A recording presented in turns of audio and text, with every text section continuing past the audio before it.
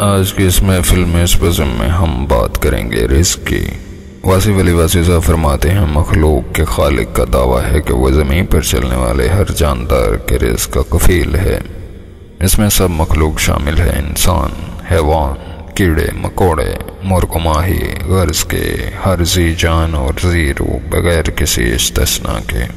رزق صرف یہی نہیں کہ جیب میں مال ہو، بلکہ ہماری ہر صفت رزق ہے اور ہماری ہر استعداد رزق ہے۔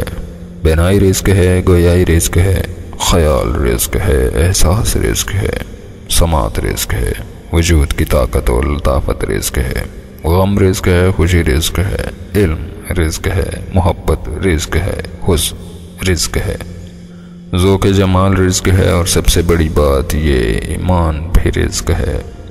اس ہمہ رنگ رزق کے نزول اور حصول کے عمل پر غور کرنے سے بات واضح ہو جاتی ہے کہ خالق کا دعویٰ کسی اور دلیل کا محتاج نہیں۔ وہ ایسا رزاق ہے کہ بچے کے پیدا ہونے سے پہلے اس کے رزق کا انتظام کر چکا ہوتا ہے۔ اس مقام پر مذہب رہنمائی کرتا ہے، مذہب بتاتا ہے کہ حلال کیا ہے، حرام کیا ہے، جائز کیا ہے، ناجائز کیا ہے، ثواب کیا ہے، عذاب کیا ہے، کرم کیا ہے، ستم کیا ہے۔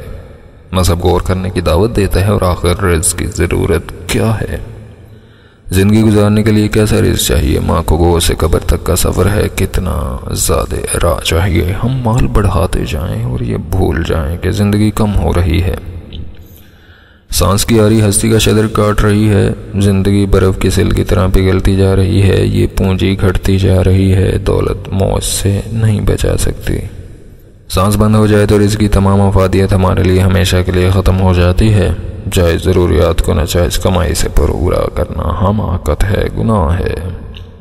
رشوت کے مال پر پلنے والی اولاد لازمی طور پر باغی ہوگی، بے ادب ہوگی، گستاخ ہوگی، دوہرا عذاب ہوگی، عاقبت بھی برباد اور اولاد بھی برباد۔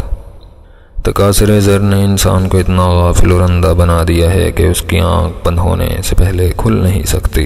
انسان دولت کے حصول کی خواہش میں پاگل سا ہو گیا ہے۔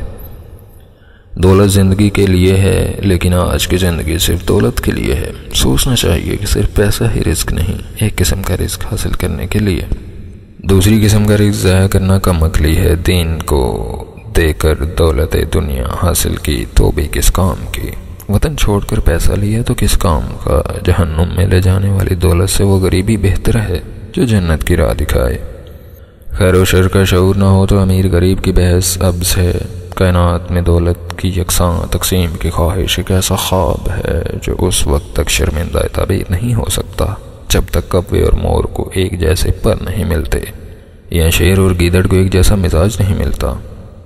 اچھا امیر بہت اچھا ہوتا ہے، برا غریب بہت برا۔ اچھا امیر وہ ہے جو اپنے مال سے اپنے محروم بھائی کی خدمت کرے، برا غریب وہ ہے جو دوسرے کے مال کو باطل طریقے سے حاصل کرنا چاہے، یعنی چوری، ڈکیتی، رشوت۔ آزادی پرواز رزق ہے، سونے کا قفس ملے تو بھی قبول نہیں کرنا چاہیے، یہ زندگی محدود ایام کے لیے ہے۔ پاکیزہ رزق کی تلاش کرنی چاہیے، بلکہ اس کا انتظار کرنا چاہیے۔ ہمارا رزق ہمیں ضرور ملے گا، جیسے ہمیں ہماری زندگی ملی ہے، بینائی ملی ہے، گویائی ملی ہے، اور جیسے ایک دن ہمیں موت ملنی ہے۔ جو ہماری جان کا محافظ ہے وہی ہمارے رزق کا ضامن ہے۔ رزق دنیا رزاق عمل ہے، یہ اس کا دعویٰ ہے جس نے سورج، چاند، ستاروں کو نورانی رزق عطا کیا ہے، جس نے پہاڑوں کو استقامت دی ہے، دریا کو روانی، گلوں میں رنگ بھرے، موسموں کو خوبے انقلاب عطا کی۔ بیج کو مٹی کی تاریکی میں پالنے والا انسان کیوں نہ پالے گا۔ صبر و استقامت کا مقام ہے، اپنی غریبی کی توہین نہیں کرنی چاہیے، اپنے مال کو عذاب نہیں بنانا چاہیے۔ حق والے کو حق دیا جائے تو اپنی عاقبت کی فکر کی جائے، عاقبت آنے والا لمحہ بھی ہو سکتا ہے۔ امید کرتا ہوں آج کی اس محفل سے آپ کو بہت کچھ سیکھنے کو ملا ہوگا۔ مزید اچھی ویڈیوز کے لیے ہمارے چینل کو لائک کیجیے، سبسکرائب کیجیے اور شیئر کیجیے۔